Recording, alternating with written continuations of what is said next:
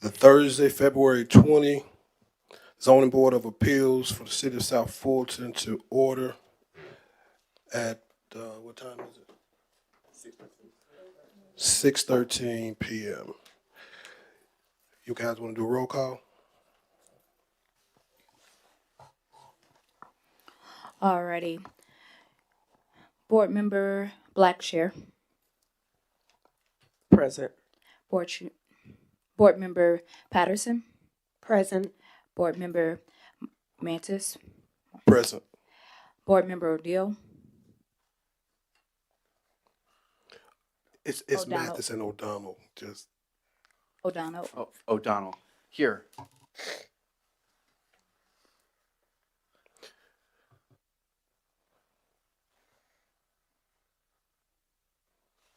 Alrighty, we do have the quorum. you gonna officially call those other names just so we can make it official that they're not here.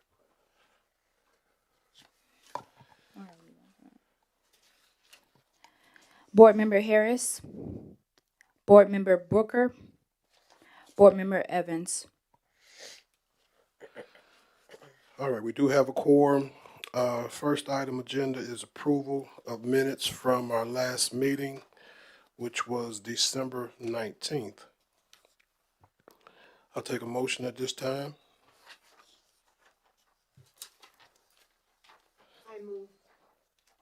I move that the minutes from the December 19th, 2024 meeting are approved. I second that.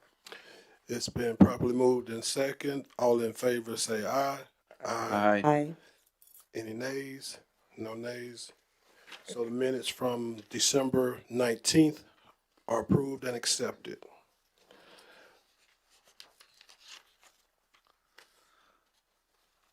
All right. We're go- Chair, I'd like to make a motion that we amend the agenda, that we move the election of a new chair and vice chair to the end of tonight's meeting, so that it would be now item number 6. To allow any of the other commissioners to the opportunity to show up tonight. I don't think the number changes. I think if it moves, it'll just We can just move it to the end. to the end. Yeah. I second that. Okay, properly moved and seconded. Second that. All in favor say aye. Aye. All opposed, nay. No nays, the ayes have it. So we're going to rearrange our agenda this evening, and we're going to have our election of our 2025 chair and vice chair moved to the end of the meeting. And at this point, we'll go ahead and hear, well, I need somebody to make a motion to open the floor to go into the agenda to hear the cases.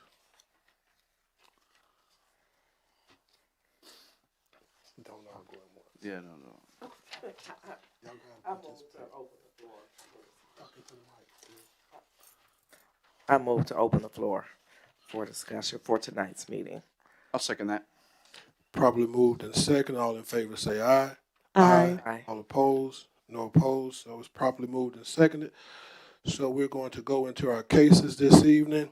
And at the top of the agenda is case V24-003.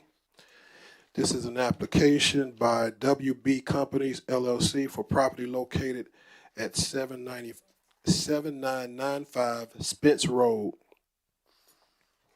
in the city of South Fulton. They are requesting a variance to section 14-17007,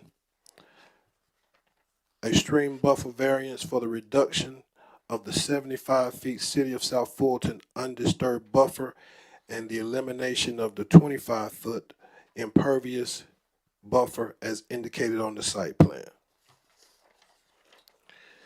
At this time, we will open the floor for public discussion. If there's anyone here for public discussion, you will have 10 minutes to present your case. At that point, you will have to sit down and the board will entertain motions as to whether it will be approved or denied. Mr. McClendon, you have the floor. Vice Chair Mathis, they're actually recommending a deferral for this item, Okay. Is there, requesting a deferral for this item. okay. Is there a motion on the floor to, Point of order, question. Was that by the applicant? Yes. Make the motion to defer case V 24-003 7995 Spence Road until our next meeting. I second. properly moved in second, so case V 24-003 will be deferred until such time as it appears on the agenda again. All right, so we're gonna go into case 2. And that case is V 24-0, I'm sorry, go ahead.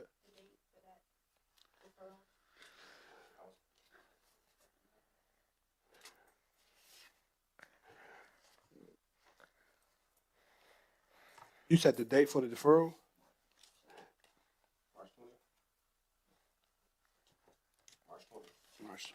Okay.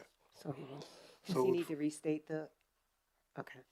Okay, so case V 24-003 is going to be deferred until our March 20th zoning board of appeals meeting.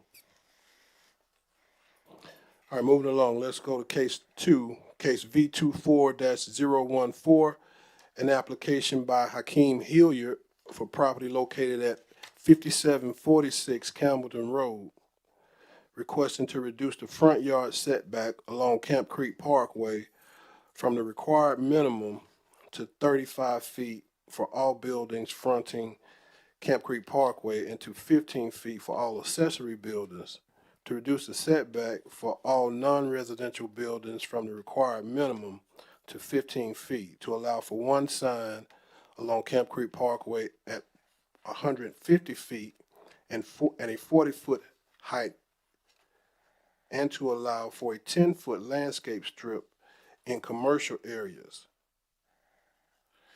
Okay, so we'll entertain a motion to open the floor on discussion on case V 24-014. Make the motion for the open case V 24-016. I second that. Properly moved and seconded. All in favor say aye. Aye. Aye. All opposed, nay. No opposed. Properly, motion passes. So is there anyone here on case V 24-014 that would like to speak? Please. Correct. Before you do that, ma'am, please, since you are here, please state your name. Thank you. Maisha Rashad, here on behalf of the developers, Hutch Development. You need my address? I'm with Chilibus Grubman. We're located at 1834 Independence Square. And we are also requesting a deferral for 30 days. I think there are some issues with causing confusion with the site plan that we submitted. So we need some time to see if we can straighten those out. So is that all you want to present this evening? Yes, sir. All right, so, motion to close discussion. Yes, I'd like to move to defer this for another 60 days. To 30 case V24. No, I'm sorry. I'd like 30 to make a days. motion first to close discussion. Okay, for 30 days. 30, okay, Yes, you have please. 60 I know, I originally think here. that- I But think- if it's 30, that'll be until March 20th. Thank you so much. Uh-huh. I second. Okay, it's been properly moved and second to close discussion on case V 24-014. All in favor say aye. Aye. All opposed, nay. No nays? Nay. Okay, we have a nay, but the ayes are the majority, so motion passes to close discussion. Now we'll entertain a motion to grant the applicant's request for the deferral. I move to defer it, not 60 days, that's originally listed, but 30 days to March 20th. Case V24014. I second it. Been properly moved and motioned and second. All in favor say aye. Aye. All opposed, nay. I'm sorry. Yeah. Before we take the vote, Point of I'm order. sorry. Go ahead. On, on the motion, you said 30 days. Is our next meeting within 30 days? Or, I don't want that to run into an issue that we're making a motion to defer it for 30 days if it does not match up with the number of days to our next meeting. Good point. It actually does match up because today is February 20th and the next meeting is March 20th, so that will be 30 days. So that's perfect. Yeah. And just a point of clarification for the previous case. That actually might not be true because it's only 20. We just said the day of the meeting. The date, okay. Yeah. And just a point of clarification, going back to the first item, I think that applicant was requesting 30 days, 60 days, a 60-day deferral. So that was for item 1, not item 2. So the deferral on the agenda, the 60 days, that was for the first case, not the second case. Okay. Understood. All right, so my assumption is that they'll appear on our agenda whenever you guys put them on there, so. For the next meeting. So it'll be at the April 17th hearing date for the 60-day deferral for the first one. The first case, Okay. Yeah. okay, that's fine. We don't need to go back and address it. We can. For the record, I would just go back and make that change All right, for so 60 we days need- versus we- 30. You can amend my motion to defer until the April meeting then, Let's right? take it one step at a time. Hold on one second. I need for somebody to make a motion to amend our vote on deferring case 1 V24-003 from the motion that was passed to the motion just suggested. Okay, I move that we make an amendment to the decision that was made to hold the deferred hearing of case V24-003. It was originally stated for 3/20/25 to the corrected date of April 16th, 2025. April 17th. April 17th, I second. 2025. I second that. Properly moved and seconded. All in favor say aye. Aye. Any opposed, say nay. No opposed, motion passes. So that's amended. Now, returning back to case number 2, V24-014, we've closed out public discussion on that case. Is there a motion on the floor as to how to address that case? I moved that we defer the hearing for case V24-014 until the March 20, 2025 meeting. I second that. It's been properly motioned and seconded. All in favor say aye. Aye. All opposed, nay. No nays, the ayes have it. All right, moving on. Case number 3 for this evening is case V24-016, an application by Mark Maran, I hope I'm saying that correctly, for property located at 2888 Sullivan Road, South Fulton, Georgia, 30337, requesting a variance to section 302-2 to allow kennel operations without requiring all activities to occur within a completely enclosed and soundproof structure.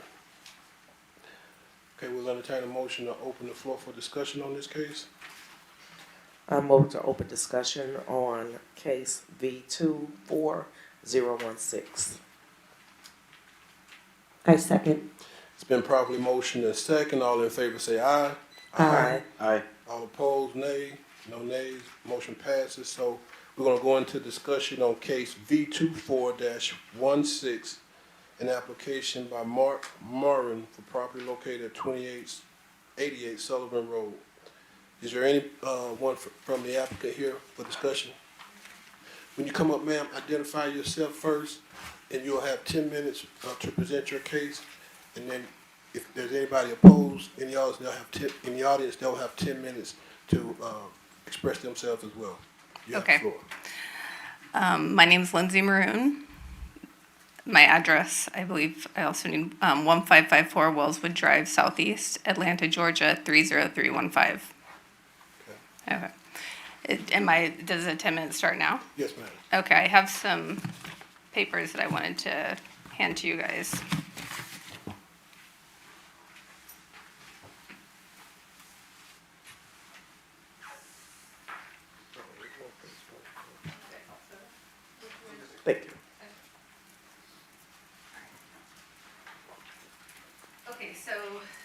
page here, this is just a map showing the location.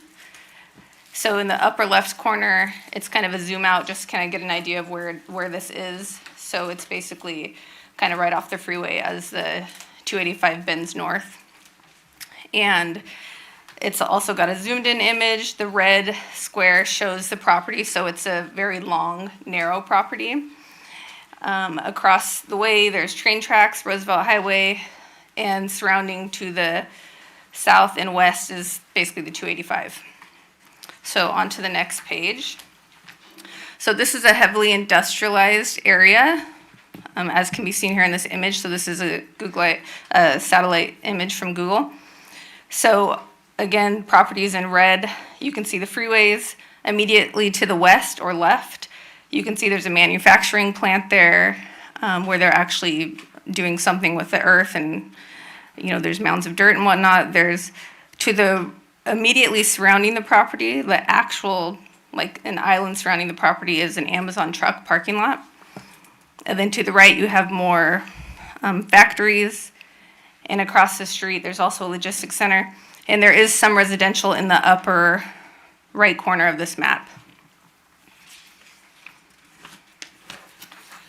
So going to the next page. This page, just so we're all on the same track here, it has distances from the property of interest to all of the structures that are closest to the property. So the closest one being 420 feet, which is across the way. There's also trees there, railroad track, and Roosevelt Highway between this property and the closest property. So as far as I know, the closest actual resident is 575 feet away. The one that's 420, that nobody actually lives in those properties. I'm not sure what the plan is for those properties.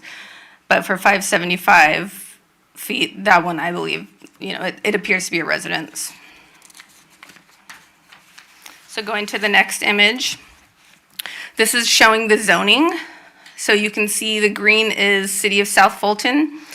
And so it's completely surrounded by College Park, this particular property. So, it's kind of like an island of one property of City of South Fulton, completely surrounded by College Park. Okay, going to the next page. So on the next page, this is kind of just an example of dogs in an indoor kennel. So this is kind of what it will be like inside of the building. Basically, it'll be an animal, dog, and cat boarding facility. There will be cats there as well, but realistically, the majority of the animals will be dogs, just because that's what people tend to board more often. So we expect maybe 30 to 45 dogs rotating at a time, and 10 to 15 cats. On to the next page. This is examples of outdoor runs. So we don't plan to house any animals outdoors, but every dog will need to go outdoors at least once a day, twice a day, multiple times a day. And so they will all rotate through that process. So these are just examples. Realistically, the kennels on the right are what will probably happen initially, just for budget. It will be just essentially gates with ground beneath them. And then to the left, with time potentially, and getting proper permits and whatnot, maybe there will be structures that kind of have an indoor-outdoor component to them. This is a 2-acre lot, so there is ample space to put other things on there in the future, but that's also not completely dependent on, getting this to work. Doing just outdoor fences will also work. Okay, next page. So this page kind of goes into our business. So right now we have a business, Feathers and Fur Express, and that's the business that I own currently. And it's basically international pet transportation. So it's importing and exporting pets from the United States to other countries. So right now, for 2024, we had 441 clients, so about 800 pets, and 207 of those were people moving on active U.S. military orders. So a lot of people think this industry, when I first tell them about it, that it's puppy purchases, but it's not. It's usually around half of clients are military, then there's foreign nationals that are moving back home, there's Americans that are retiring, and very few people are actually purchasing puppies because it's just not economic to do that international. So the flights are very limited for these pets. Sometimes, going from Atlanta to Frankfurt, maybe you'll have 3 or 4 options in a week. So it's very common for people to need to board their pets. And right now, we currently outsource that to Pet Paradise and Scotty Dandy Kennels. Both of those are located in College Park. And same thing for imports for pets coming into the country. A lot of times they don't clear customs in time at night, so they have to board. And then additionally, this will also be dependent on local community boarding their pets there, just because even though this may seem like a large volume of pets importing and exporting, it's not enough to support the business. So we will definitely need to rely on the public as well. And, I'm sure most people that have pets have realized it's nice to have a boarding facility. So to kind of address the hardship part of it, so there's the first part kind of, initially I'll just say it's been very difficult to find a building or a piece of land. We are not a big corporation. We have 5 employees. We're a small business. So this business is not going to make the money to go spend, $2 million on a piece of land, which is kind of what you have to compete with when you're trying to buy property near the airport. So we've been looking for 2 years, and it's very difficult to find something that's zoned properly. Usually for animals, people want at least an acre. Our city's zoning wants at least an acre. That drives the prices up. There's always, there's a certain distance you need to be from homes, which is usually between 200 to 400 feet. So there's a lot of parameters, and it just makes it very difficult to find a property. So additionally, the person who's selling this property, he's also been having a lot of issues, as it's literally surrounded by Amazon truck parking, and he has not been able to. He was trying to get it rezoned for College Park and then truck parking, and that just hasn't worked out for him. They had a moratorium on truck parking. So he's also been trying to sell this property for a couple years, so it just worked out really well for both of us. It's also the homes from 1930s, so pretty much anybody looking at this needs to tear the building down to make it economic. But that works out well for us because we're just putting a dog boarding facility there. Okay, so what else? So as far as the sound requirement, basically it's impossible to soundproof outdoor runs. So that's really the main hardship as far as it's not really something that can even be done. Now the structure itself is a 3,000 square foot building from the 1930s. That's also going to be very difficult and expensive to try to soundproof. And also it's just not the best use of money when you can't actually soundproof the outdoor runs. And that's realistically where the noise would be. Okay, on to the next page. So the dog bark, this is a chart showing decibels. So a dog bark is at 90 decibels. If you look at this chart here, that's basically in the ballpark of a loud horn or an urban street setting, which of course on an urban street you're going to hear horns, you're going to hear dogs barking, whatnot. So there's an actual calculator, which is on the next page. If you care to see it, you don't have to switch to the next page, but this is an actual calculator where you can put in the decibels, the distance from it, and it will tell you how much it drops. So if you go 400 feet, which again, the closest building is 420 feet, it drops to 38 decibels, which is on this chart here. That's in line with basically their average resident's home. And then again, of course, we also, between those residents, we will have those 2 lines of trees and the railroad tracks. Was that the Time's 10 up. minutes? All right. All right, is there anyone in the audience that wants to voice an opinion against case V24-016 approval? Okay. Okay. People are moving, but nobody's coming to the podium. Let's see. All right. Mr. O'Donnell. Hang on one second, we're gonna close the floor for discussion.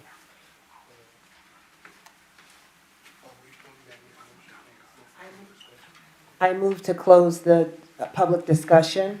I second that. Properly moved and seconded, all in favor say aye. Aye. Aye. Any nays?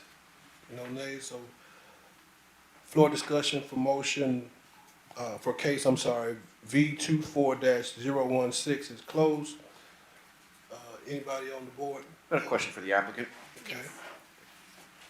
It's actually regarding any fencing.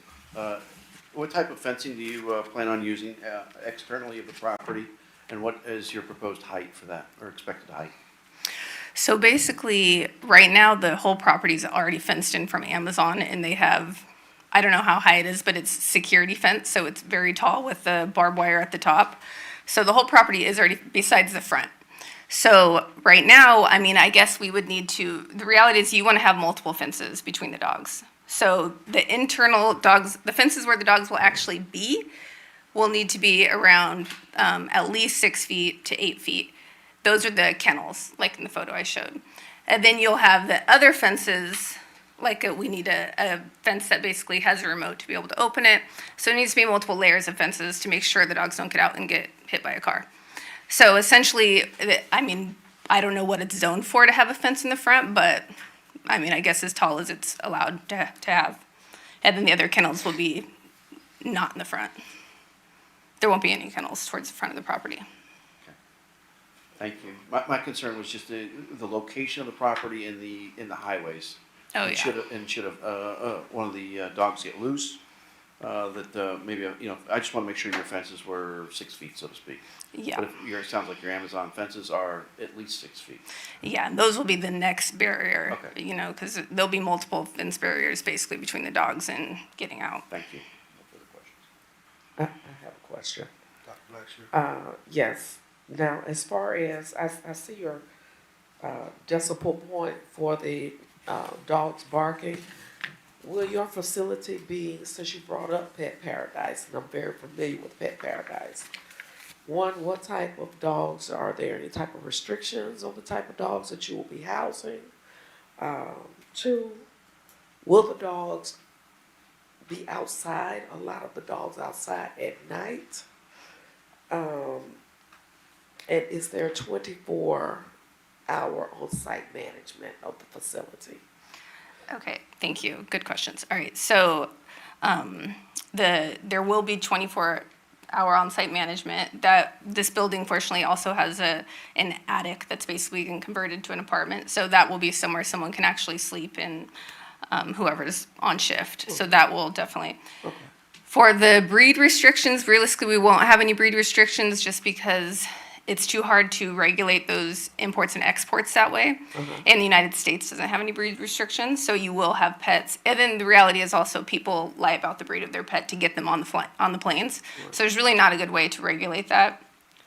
At this point, by the time we're getting them, these pets shouldn't be very aggressive. I mean, they've already been handled, put in a crate at the airline, taken out. So in this industry, you try to avoid shipping aggressive pets because obviously there's all these people in line that could get bit. Right. So that kind of, but yeah, we wouldn't have any breed restrictions. And then what was your third question? Sorry.